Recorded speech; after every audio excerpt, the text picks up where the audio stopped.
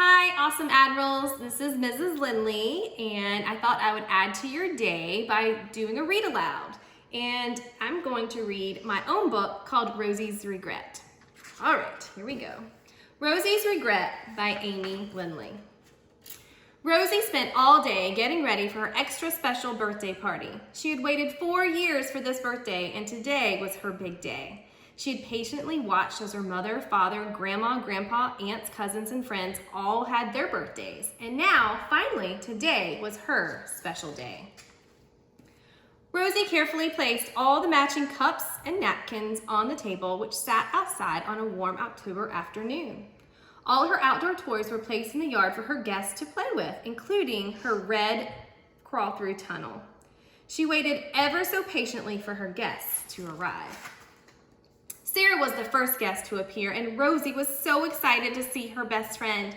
"Hi, Rosie," said Sarah happily. "I just know you are going to love this present." Sarah was holding a rectangular-shaped box, loosely wrapped as if she had wrapped it herself. "Put it on the table and let's go swing," said Rosie. Sarah and Rosie played on the swing set until all her guests had arrived. "It's painting time," announced Rosie. Rosie's mom placed white star boxes and individual packs of paint at everyone's seat. As everyone began creating their own magic star, Sarah said again, "Hey Rosie, you are really gonna like the present I got you. I picked it out myself." "We will open presents after the cake," said Rosie, as she continued to paint her star box with sparkles and glitter. When everyone had finished painting their stars, Rosie's mom put them in the sun to dry. Michael's was the prettiest, but that's because he had just turned 5.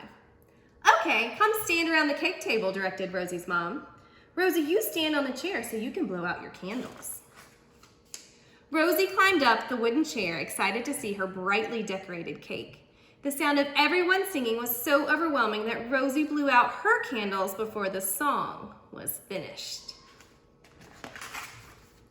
Finally, it was time for the presents.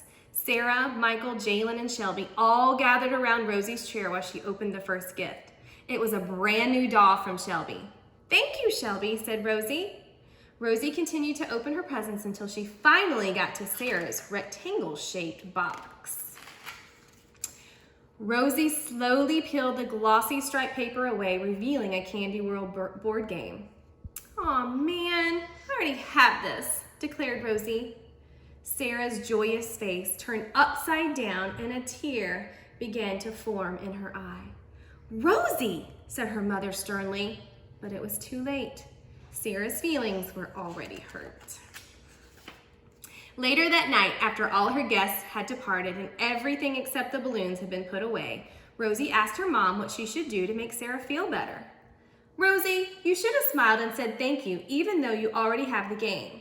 It's more important to make your friends feel appreciated, and we can always exchange it for something you do not have later." "All right, Mom, but how do I make Sarah feel better now?" "Well, what if you call Sarah and ask her to go with you to the toy store and help you pick out a new toy?" asked Mom. "That's a great idea. And you know what else I can do?" suggested Rosie. "I can say I'm sorry." "You are a very smart little girl," said Mom proudly. "I'm not little anymore, Mom. I'm 4, said Rosie. Rosie did exactly what her mom suggested, and Sarah was happy to go shopping with her best friend.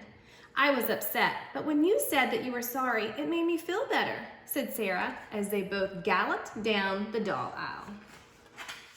Rosie learned that it is important to make her friends feel happy and to always be polite when someone gives her a gift. I'll remember what to do the next time I open a present. Now, in the back of my book is my About the Author page. And my inspiration for this book happens to be my oldest daughter, Blair, who is a senior at Isaac Bear this year. I wrote this book when she was getting ready to have her 4th birthday party because I wanted to teach her what to do if she ever opened a present that she already had. I want you to take this time and maybe give you a little challenge.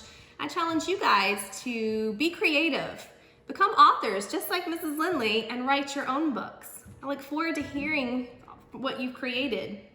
All right, everybody, be well, be safe. We'll see you soon. Bye-bye.